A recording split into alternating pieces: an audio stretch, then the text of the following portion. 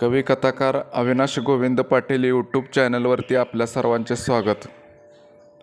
गुराळवाडी भाग 3.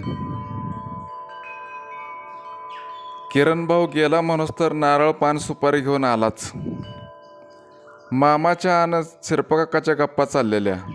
समोरच्या आतल्या चौकटीत बायका यायच्या, मला बघून परत आडबाजूला व्हायच्या.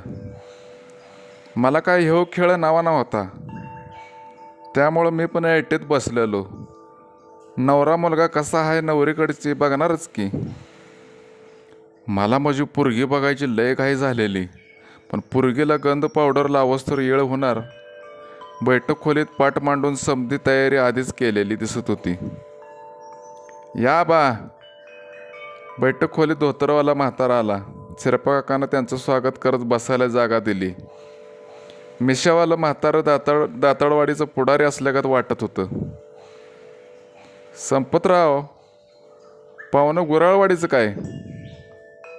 पुढारी आबा माझ्याकडे बघत मामाला म्हणालं. होय आबा, ती दोस्त आहेत त्यांचं. मामा कामापुरतंच बोलला. लांबडं लावून काय उपयोग नव्हताच. नाव काय बाळा? तुकाराम. शाळा कुठं पातूर झाल्या म्हणायची? 4थी पातूर झाल्या. मग आता काय करताय सध्याला? शेती करतोय. बागायत का जिरायत? किती एकर आहे? बागात नाही अजून, 4 एकर जमीन आहे. पुढं मागं बागायत करायचं म्हणतोय. असं, चांगली गोष्ट आहे. भावंड किती? का एकटंच आहे?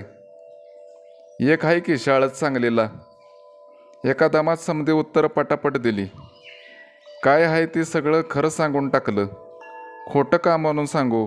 ज्यासाठी आलो होतो ती कांदा फव्याच्या प्लेटा घेऊन बैठक खोलीत आली. मी नुसता बघतच राहिलो. कुठं तो शिरपा काका आणि कुठंही नक्षत्रासारखी पोरगी. जमीन आसमानचा फरक. आता पातूर एवढ्या पोरी बघितल्या, पण ह्या पोरीसारख्या कुठं बघायला मिळाल्या नव्हत्या. काय देखणी, गोरीपान, नाकाडोळ्यानं, अंगानं समद कसं जितल्यात येतं. किरण भाऊनं डोचवलं तेव्हा माझी नजर तिच्यावरनं बाजूला झाली आणि पुढं धरलेली प्लेट तिच्या नाजूक हाताला स्पर्श करून हातात घेतली. तुकाराम, काय पण कर, पण ही संधी सोडू नकोस. माझं मन मला सावधान करत म्हणालं. प्लेटी मोकळ्या होत गेल्या. तो पातूर चहा घेताना बळच जास्तीच हाताला स्पर्श केला, गंमत म्हणून. चहा पाणी झालं मस्तपैकी. आता पोरगीला पाटावर येऊन बसायला सांगितलं. बिचारी बसली पाटावर येऊन. पोपटी रंगाची साडी, त्यावर गुलाबी ब्लाऊज मॅचिंग करत होता. डोक्यावरचा पदर डोळ्यापातूर ओढलेला, कोपरापर्यंत बाजू साडीच्या आडोशाला लपवलेली. नाजूक गोरीपान, पायाची बोटं तेवढी दिसत होती. मी आपला बघत राहिलो. पाहुणं, काय विचारायचं असेल तर विचारा आमच्या पोरीला. पुढारी आबा पानाचं देठ खोडून चुना लावत म्हणालं. तसा म्या किरणभाऊला कोपर ढोसवला. मी कसा विचारणार? किरणभाऊ लगीन याव झालेला, तेव्हा त्यानंच विचारावं काय विचारायचं ते. नाव काय म्हणायचं आपलं? किरणभाऊच्याच सगनभाऊ संचारला. गड्यानं शाहिरी स्वरात प्रश्न टाकला. मी ऐकायला बेचैन झालो. गीतांजली. शाळा किती झाल्या म्हणायची? 7वीपर्यंत. किरणभाऊनं अवघं 2च प्रश्न विचारलं. त्या गीतांजलीला नारळ ओटीत घालून जायला मार्ग मोकळा केला. खरंच तिच्या नावासारखं सुंदर रूप, मंजुळ आवाज. मी भारावून गेलो होतो. मामा विडा तोंडात घालून उठला आणि अंगणात थुकाच्या निमतानं बाहेर गेला आणि मला खुणवलं. काय मग, पसंत आहे का? होय. बघा लागलंच, ठरवून टाका. एका झटक्यात माझा निर्णय सांगून टाकला. परत परत अशी संधी येण्यासारखी नव्हती. दोघं पण आत येऊन बसलो. मी किरणभाऊला खुणवलं. तसा किरणभाऊ जाणता माणूस म्हणा. त्यानं मला पोरगी पसंत हाही ओळखलं. मग तुम्ही कधी येताय घर बघायला? आम्हाला मुलगी पसंत आहे. तुम्ही येऊन गेला की लागलंच बैठक घेऊ. पोक्त्या जाणत्या वयस्कर माणसासारखा किरणभाऊ म्हणाला. माझ्या अगदी मनातलं बोलला. आज बेस्तरवार, सोमवारी येतो की, चालतंय का? तुम्ही सांगाल त्या दिवशी येतो, चालतंय का? या सोमवारी. किरणभाऊ म्हणाला. पाहुण्यांनी सोमवारी यायचं ठरवून टाकलं. आत्तीची गाठ घेतली. पोरगी पसंत आहे म्हणून कानावर घातलं. ठरवूनच टाकू म्हणून आत्तीच्या कानावर घालून तिथून गुराळवाडीला रात्रीच्या 8ला आलो. आज येरवाळे पाटलाचा आजा कामाला सांगायला आला म्हणून पाटलाच्या मळ्यात गेलो. जाता जाता गुराळातनं डबा भरून काकवी दुपारी जेवताना खायला होईल म्हणून घेतली. रविवार असल्यामुळं विजया काल आलेली मी बघितली होती. तेव्हा आज दिवस ती असणार म्हणून तर काम घेतलं, नाहीतर कशाला जातोय. मळ्यातल्या घरात भाकरीचं गोटोळं आणि गुराळातनं आणलेला काकवीचा डबा ठेवला. पाटलाचा कायमचा गडी हरिबा माझी वाटच बघत होता. विजया अजून तर मळ्यात आलेली दिसत नव्हती, पण ती हमखास येणार हे मला चांगलंच ठाऊक होतं. तुकाराम, टायमात आलास बाबा. दगडावर खुरपं शेवटत बसलेला हरिबा म्हणाला. होय, पाटलाच्यात कामाला यायचं म्हणजे टायमात आलं पाहिजे. हराटे खांदायचे हायवे, मला आजानं सांगितले. मी उंबऱ्यावर बसत म्हणालो. हरिबानं खुरपं शेवटायचं थांबवलं आणि कमराला खवलेली तंबाखू पानाची पिशवी बाहेर काढली. होय का? हराटेच खांदायचे आहे. 4 दिवस लागतील वाटतंय. मोठं मालक पण मुंबईला गेल्यात. येरवाळे ती दोघं भाऊभाऊ सांगलीला मार्केट यार्डात जाणार होती. एकांबारी गेली पण असतील. हरिबा पानाचा विडा करून तोंडात घालत म्हणाला. मला काय व्यसन नाही ते हरिबाला ठाऊक होतं, त्यामुळं त्यानं पान खाणार काय म्हणून विचारलं नाही. दुपारी 1 वाजेपातूर कामाला खंड पडू दिला नाही. आपलं कामच तसं इमानदारीच असतं.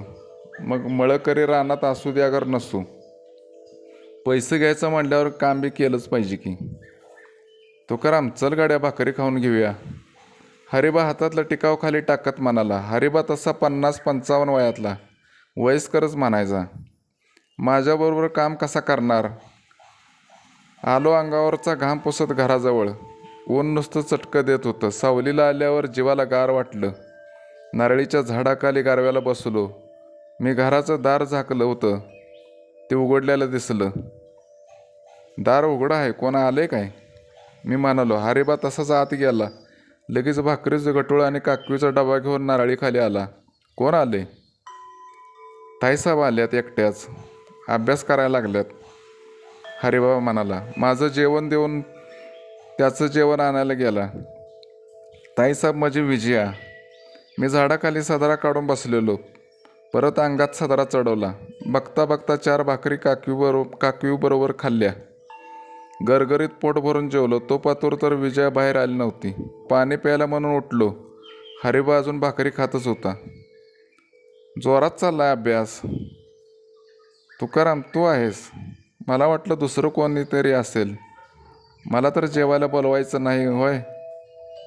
पुस्तक झाकून विजया म्हणाली. मी घटाघटा डेऱ्यातलं गार पाणी पेलो आणि तिथंच मांडे घालून बसलो.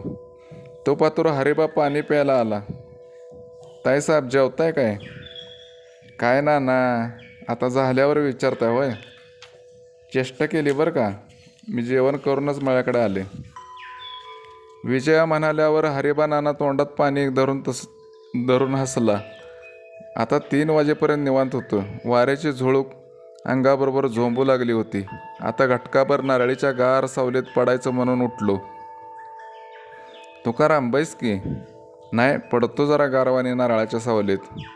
मी उगाच थांबून म्हणालो. म्हणण्यापेक्षा परत खाली बसलो. आता हरिनानाला कधी जातोय, मला लय घाई झालेली. लय दिसत ना असं बोलायला वेळ मिळालेली. तुकाराम, हाय मी झाडाखाली. झोप लागली तर उठव परत. 3 वाजताला.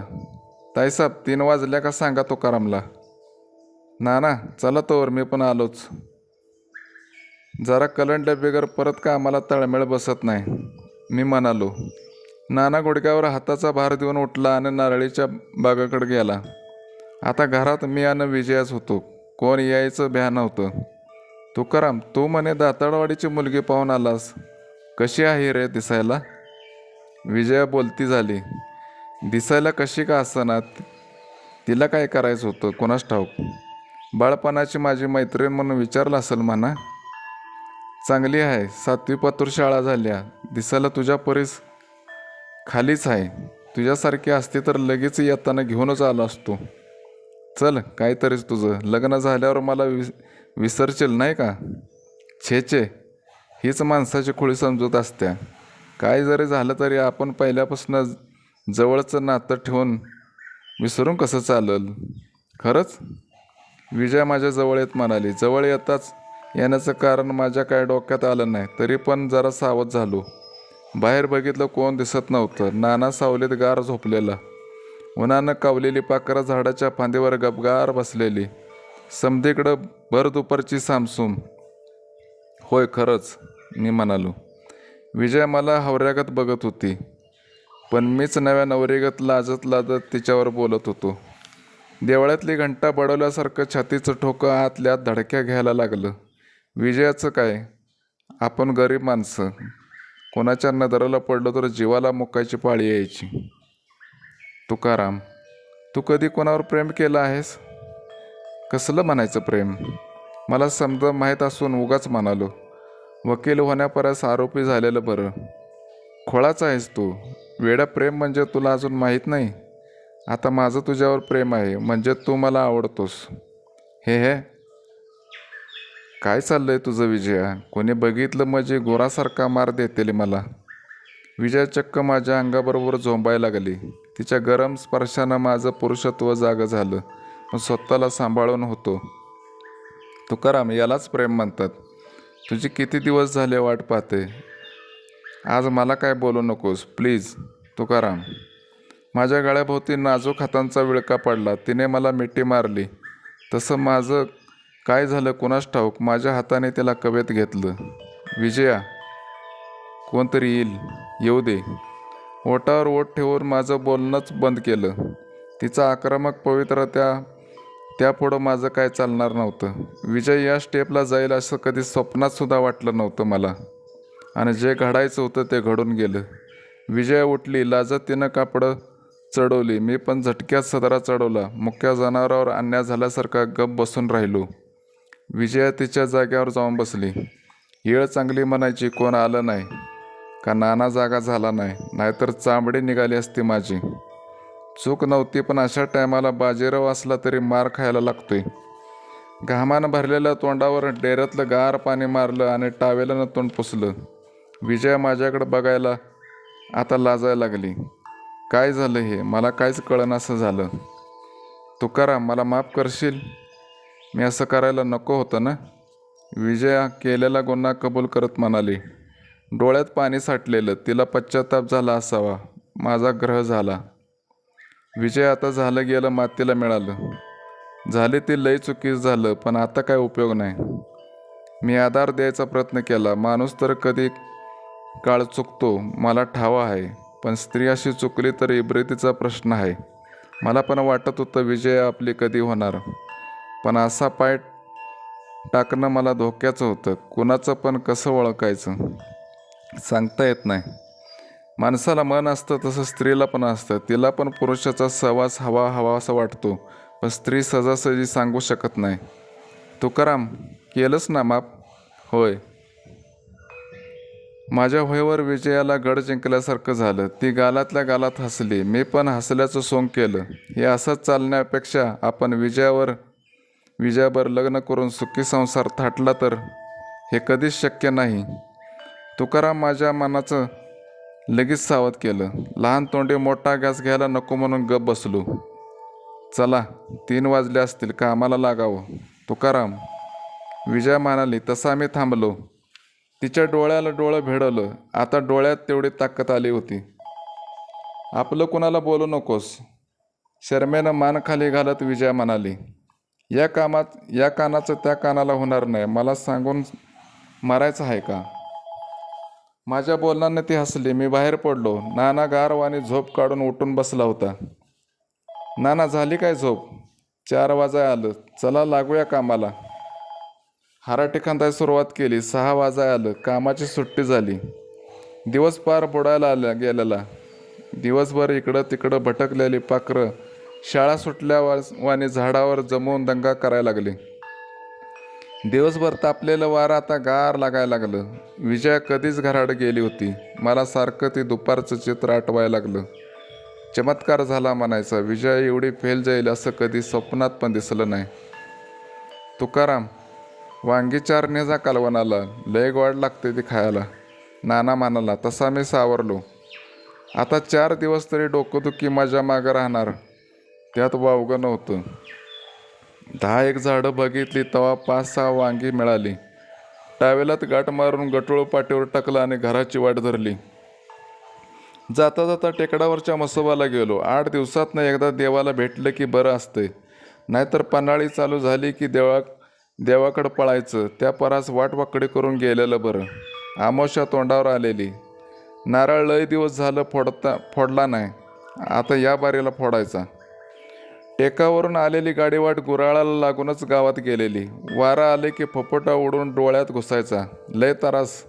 शामराव पाटील म्हण गुराळापातूर डांबरी रस्ता करणार आहे अशी कुणकुण आदनमधनं माझ्या कानावर होती. पण अजून तर मुहूर्त लागला नव्हता. गुराळापुढं बुलेट उभा होती. आज्या विजय सांगलीवरनं आले ती वाटतं म्हणून गुराळात गेलो. ताज्या गोळ्याच्या वासानं नाकात शिसारी बसलेली. कायमचीच बोंब ती. विजय कायलीजवळ उभा राहिलेला. आज्या पोतीपुराण चाळल्यागत वह्या तपासत गादीवर बसला होता. काय लागतोय का हिशोब? गादीच्या एका कोपऱ्यावर बसत म्हणालो. मऊ मऊ गादीवर बसायला लय मजा वाटायची. हिशेब लागायला काय झालं? आपल्या हातातच समजा आहे म्हटल्यावर. होय, मग पगाराचं काय? देऊया की. आम्ही काय समज सोडून पळून चाललोय वय? फुकट देत असल्यासारखा विजय म्हणाला. कामाचं पैसा मागणं आपलं कामच म्हटल्यावर मागायला पाहिजे, नाहीतर नुसती टोलवा टोलवी. तसं नाही पाटील, पैसे मागितलं नसतं लगेच, पण उद्याला दाताडवाडीचं पाहुणे येणार आहेत, तेव्हा खर्चा पाण्याला जवळ पाहिजेत. विजयाला मस्का लावला चांगलाच. सांगली करून आलेली जोड नोटा आलेल्या हिरव्यागार बंडलातल्या 2 नोटा टाचणीतनं उपसून काढल्या आणि माझ्या पुढं टाकल्या. 200 आहेत. पैसा असल्यावर आपण कोणाला तंगवत नाही. तुला माहीत आहेच, हराटे काढायला अजून किती दिवस लागतील. 4 दिवसात ठेवत नाही. मोठं आश्वासन देऊन उठलो आणि घराची वाट धरली. आज काय घडलंय ते मला आणि विजयालाच माहीत. या आज्या विजयाला कशाचा थांगपत्ता नव्हता, पण माझ्या डोक्याला विजयानं चांगलीच वाळवी लागलेली, एवढं खरं. काल दुपारच्या रंगीत तालमीनं रातभर डोळा काय लागला नाही. काय उलट झालं तर सगळं खापर आपल्या डोसक्यावर फुटणं म्हणजे झालं. दाताडवाडीचं पाहुणं आज येणार होतं. तांबडं फुटल्यापासून सगळी आवरावर चाललेली. येरवाळे उठून आईनं बाहेरच्या भिंती पांढऱ्या मातीनं सारवल्या. त्यावर सकाळचं ऊन पसरलेलं. अंगणात सडा मारलेला घरासारखं घर दिसायला लागलं. कितीला येणार आहे ती पाहुणं? ठेवणीतली कापडं अंगावर चढवून दादा म्हणालं. 11 वाजूस तर येतो म्हणल्यात. अजून 2 तास अवकाश आहे. तवरच कापडं घालून बसलाय. असू दे आता. टाळवर कॅस किती वाढल्यात, ये जा कापून. बरं झालं सांगितलं साथी, नाहीतर पाहुणं यायचं आणि आपण गबाळ्यासारखं त्यांच्या पुढं जायचं. दादा बोलल्यावर कळालं. नाहीतर काल दुपारचं अजून कुठं डोक्यातनं गेलं होतं. ऐन टायमाला मोहन जाग्यावर असला म्हणजे बरं. लागलाच उठून मोहनचं सलून गाठलं. मोहन गिरायकाची दाढी करण्यात गुंग दिसला. खुर्चीत बसलेला बाजा आरशात टक लावून स्वतःला निहाळत होता. मोहन, किती नंबर आहे ती? एवढाच आहे. आज पाहुणे येणार आहेत वाटतं. हाय, पण तुला कसं माहीत? किरण भाऊनं सांगितलं असेल. मी उगाच खडा टाकायचा म्हणून टाकला. ही गोष्ट किरण भाऊशिवाय दुसऱ्या कोणाला ठाव नव्हती. किरण भाऊनं नाही सांगितलं. येणार आहे ते का नाही सांग. मी होकारार्थी मान हलली. असू दे, त्यात काय नवल होतं. वय झाले म्हटल्यावर गिरायक येणारच की. कोणच्या गावचं र? फिसकूट केलेलं तोंड माझ्याकडे करत बजरंग म्हणाला, दाताडवाडीचं आत्तीने स्थळ काढले. मी म्हणालो, मग नंबर मारलास बाबा, पोरगी बघितल्यास काय? मग चांगली 1 नंबरची आहे, 7वी पातूर शाळा झाल्या. हे मग तर नंबर 1चं काम. आयला तुका काय बी म्हण, माझ्या अगोदर नंबर लावलास. बजा तुझं काय झालं? मागंदी बोलला होतास ते. माझ्या प्रश्नाला खुलल्यासारखा बजरंग एका झटक्यात खाली आला. तोंडावरचं हास्य पळालं. उगच विचारलं असं वाटायला लागलं. अजून नाही रे जमलं. बजरंग एवढंच बोलला आणि मी खुर्चीत बसतोय तोवर कसा टाकला. बिचाऱ्याला दुखावल्यासारखं झालं. त्या दिवशी गाठ पडलेली त्यावर आज भेटला होता. मोहन, कट चांगला मार म्हणजे झालं, लय बी बारीक करशील. कसा मारतो बघ नुसता. गळ्याभोवती पांढरं मळकटलेलं कापड आवळत मोहन म्हणाला. मोहन लहरी माणूस, त्याच्या मनात येईल तसा कट मारणार. मध्ये तर समध्या गावातल्या पोरांचा सोल्जर कट मारून सोडला. उदारी असल्या कारणानं कोण काय बोलायच्या भानगडीत पडायचं नाही. मोहननं मनाजोगता कट मारला. दाढी करायला जुप्पी केली तोवर किरणभाऊ कुठनं टपकला.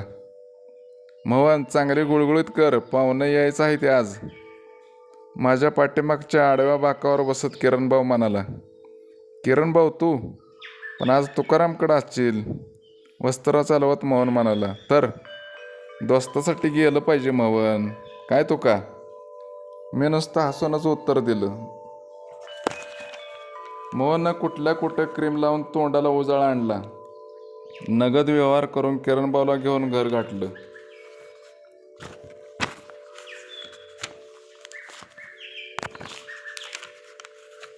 पाहुणे यायची वेळ झालेली. आता घर सोडून जाणं बरोबर नव्हतं, म्हणून दोघं गप्पा हाणत निवांत बसलो. तुका पाणी काढले, आंघोळ करून घे, मग बसा गप्पा मारत.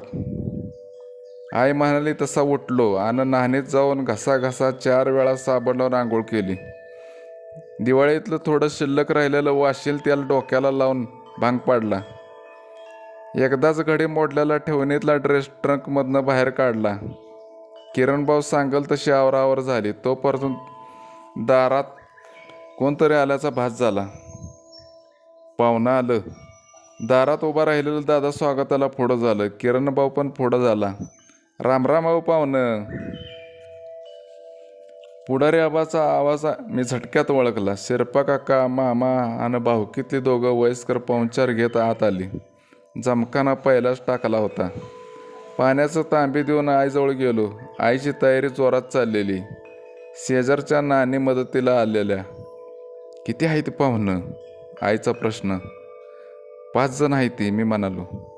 चहा घेऊन आत गेलो. समध्यासनी दिला. 2 वयस्कर पाहुणं मला सारखं निहाळत होतं.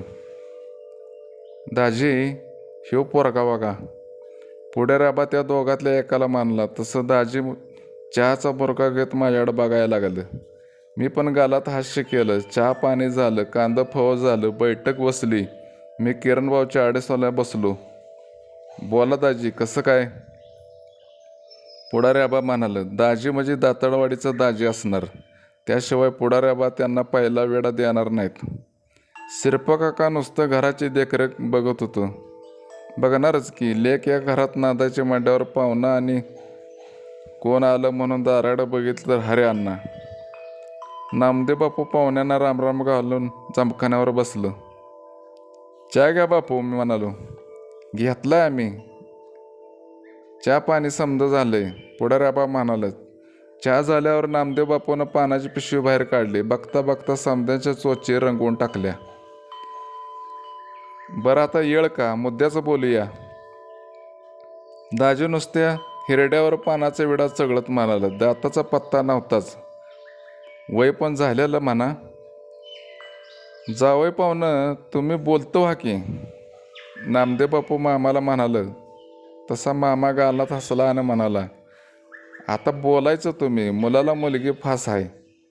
बघाबघी झाली. आता घ्या द्यायचं तुम्हीच बोला. मामा जबाबदारी सोपवून मोकळा झाला. जमीन किती आहे मानाची? दाजी, जमीन 4 एकर आहे. त्यात ही दोघं आहे ती. काय असेल ती खरं बघा. लांडी लवाडी नाही. ही हाय ती घर. पोरगा निर्वसनी, तोंडात सुपारी देखील धरत नाही. धाकटा सांगलीला आहे कालीजला. जावया पाहुण्यासनी समजा ठावा हायच की, नामदेव बापू म्हणाला.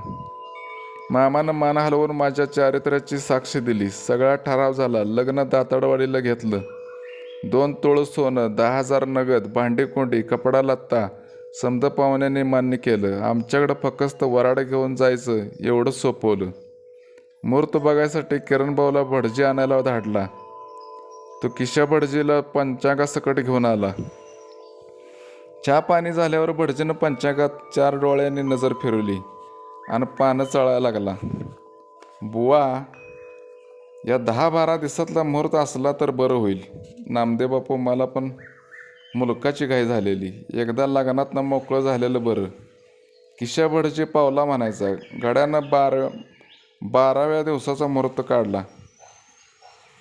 एवढाच मुहूर्त चांगला आहे. परत 1.5 महिना थांबायला लागल. भटजीनं कोणाला न जुमानता सरत्या एप्रिल महिन्याची 26 तारीख डिक्लेअर केली. लागलीच भावकीतली 4 जाणती माणसं बोलावून याद्या पण लिहून घेतल्या. औंधा माझ्या लग्नाचा योगायोगच आला म्हणायचा. नाहीतर आज पतूर 4 पोरांचा बाप झाला असतो. घर बघायला आलेलं पाहुणं लागलं सौदा ठरवून पण गेलं. आता कधी तो दिवस येतो याची वाट बघत होतो. रातभर डोळा काय लागला नाही. सारखं लगीनच दिसायचं. कुरवलं किती, कुरवल्या किती, वराड कशानं जाणार, ट्रक सांगावा का टेम्पो सांगावा, रात्रीचं परत वरात काढायची का नाही, देवाला कोणच्या जायचं, सगळा हाच विचार फिरून फिरून सारखा डोसक्यात घुसायचा. भाकरीचं गटोळं बांधलं आणि शामराव पाटलाच्या मळ्याची वाट धरली. रस्त्यानं जाताना सुद्धा तोच विचार. खरं सांगायचं म्हणजे आज पत्र ठरवलं होतं की लग्न केलं तर विजयाबरोबरच करायचं, पण आपला एवढा घास नव्हता. म्हणूनच या बारेला लग्नाला तयार झालो. विजयाबरोबर लग्न करायचं म्हणजे मरणाला जवळनं आवातनं दिल्यासारखं होतं. कुठं ती गर्भश्रीमंत पाटलाची एकुलती एक लाडकी लेक आणि कुठं मी रोजगार करून घर चालवणारा साधा माणूस. नुसत्या मनाच्या खोळ्या कल्पना मनाच्या शिवारात नाचवत होतो. तुकाराम, हे, गजा सुताराचा आवाज वळगला. तसा फिरत्या बाहुलेगत माघारी वळलो. गजा सुतार माझा शाळेतला जिगरी दोस्त. आज तो 2 पोरांचा बाप होता. गडे तळहातावर तंबाखू मळत जवळ आला. काय तुका, ही काय बरोबर नाही गड्या. गजा, का र? लगा काल पाहुणं बघाय आलतं म्हणून समजलं. आम्हाला सांगायचं तर नाही वे. सांगायच की आता लग्नाला, मी म्हणालो. गजानं मळलेली तंबाखू तोंडात टाकली. माझ्या खांद्यावर हात टाकून माझ्याबरोबर चालायला लागला. ठरलं पण कधी आहे? 26 तारखेला घेतल्या. बरं झालं, आता लगीन झाल्यावर सुधारशील, प्रपंचाला लागशील. गजा पोक्त्या माणसासारखा बोलला. लग्न झाले की माणसं प्रपंचाला सतत बोलतात हे मला चांगलं ठाव होतं. गुराळाच्या अलीकडं कासरावर अंतरावर गजाच्या मळ्याकडं वाट गेलेली. गेला तंबाखूच्या चिरीचिरी पिचकाऱ्या मारत. गजाची सासरवाडी मोराळवाडी, लांब तिकडं डोंगरात. एकदाच गजाच्या लग्नाला गेलेलो. मोराळवाडी म्हणजे भलतीच करामती. तिथली माणसं लय अडाणी, पण रानात पीक कसदार काढायची. हिरवगार मळं नुसत्या नासऱ्या मोरावाने दिसायचं. आज पात्र तसलं गाव हयातीत कुठं बघितलं नव्हतं. दिवसभर हराटी खांदून पिट्टा पडलेला. जाता जाता गुराळात जाऊन पगार घेतला आणि घर गाठलं. आय, चहा ठेव. ठेवती बाबा, आता 4 दिवस राहू दे, कामाला जायचं. तोंडा जरा टकळा येऊन दे. लग्नात नवरा मुलगा म्हणून शोभाय पाहिजे. काय काम जन्माचं आहे आपल्या पाठीवर. आई चहाला आदान ठेवत म्हणाले. मी आपला मंडपात उभा असल्यागत आतल्यात जाम खुश होतो. चहा घेतल्यावर तरतरी आली तसा गावात सुटलो. बघता बघता 26 तारीख सनई चौघड्याचं सूर घेऊन अंगणात आली. वराडाचा टेम्पो दारात उभा. सगळी तारांबळ उठलेली. बाया माणसं तयारीनं जमलेली. कुठे आहे नवरदेव? विजयाचा आवाज ऐकल्यावर माझ्या अंगाचं पाणी झालं. आता काय होते कोणास ठाऊक. विजया तू? वासून म्हणालो. नाहीतर काय, धडगत नव्हती म्हणा. होय मीच. तुला काय वाटलं मी येणार नाही? तसं नव्ह, पण झाली ना तयारी? जरा वेळच झाला, सॉरी बरं का नवरदेव. तुझ्या लग्नाला एक दिवस आधी येण्याचा प्लॅन होता, पण जाऊ दे आता. तरी बरं, नाहीतर मला वाटलं आता सारा गोळ होणार. पण दैव चांगलं म्हणायचं, निसटलो. विजया खरंच जिगरी दोस्तासारखी माझ्यासाठी आज दिवसभर झटली. तिच्या कोऱ्या मनात पाप दिसत नव्हतं. वराड परत आलेलं. मी नवरदेव झालेलो. घरात लक्ष्मी शांत सुखाची पावलं घेऊन आलेली. मी मात्र आपल्या गुराळवाडीच्या गोड कौतुकात विजयाचा आभार सत्कारपूर्ण आयुष्यभर देवापुढं मानण्यात तल्लीन झालेलो. कुठंतरी आत तिच्यासाठी जागा देण्यासाठी धडपडत होतो, सदा न कदा. धन्यवाद.